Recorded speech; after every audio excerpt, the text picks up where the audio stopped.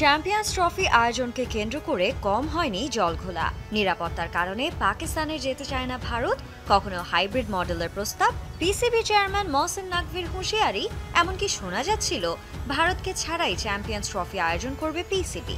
কিন্তু এবার নিজেদের করা গর্তেই কি পড়তে যাচ্ছে পাকিস্তান ক্রিকেট বোর্ড? ঘটনার শুরুটা হয় হাইব্রিড মডেলের চ্যাম্পিয়ন্স ট্রফি আয়োজনকে ঘিরে, যা কোনোভাবেই মানতে পারছে না পিসিবি। উল্টো ভারতের সাথে একই সুরে গাইছে আইসিসিও।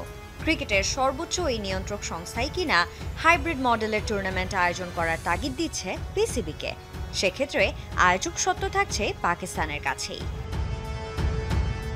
হাইব্রিড মডেলের টুর্নামেন্ট আয়োজন করা হলে বেশিরভাগ ম্যাচই পাকিস্তানে দেয়া হবে। হোস্টিং ফি বাবদ পুরো অর্থই যাবে পিসিবির কাছে, এমনটাই নিশ্চিত করেছে আইসিসি। যদি কোনো কারণে ভারতের দেয়া প্রস্তাব অনুযায়ী টুর্নামেন্ট আয়োজন না করা হয়, তাহলে চ্যাম্পিয়ন্স ট্রফি পাকিস্তানের কাছ থেকে কেড়ে নিয়ে যাবে আইসিসি।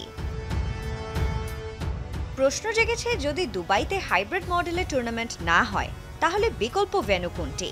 ধারণা করা হচ্ছে 2025 সালের এই আসর অনুষ্ঠিত হতে পারে দক্ষিণ আফ্রিকায়, এমনটাই বলছে বিভিন্ন গণমাধ্যম।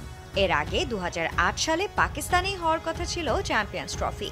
নিরাপত্তাজনিত কারণে 2009 সালে দক্ষিণ আফ্রিকায় সরিয়ে নেওয়া হয় এই আসর। এর আগেও হাইব্রিড মডেলের টুর্নামেন্ট আয়োজন করতে বাধ্য হয়েছিল পিসিবি, যা হয়েছিল গত এশিয়া কাপে। সেবার বেশ কিছু ম্যাচই অনুষ্ঠিত হয়েছিল পাকিস্তানে। ভারত তাদের সবকটি ম্যাচ খেলেছিল শ্রীলঙ্কায়। এবারও কি তাহলে সেই পথেই হাঁটবে পাকিস্তান ক্রিকেট বোর্ড, নাকি টুর্নামেন্ট সরে চলে যাবে দক্ষিণ আফ্রিকার মাঠে? সানজানা আইভি, যমুনা স্পোর্টস।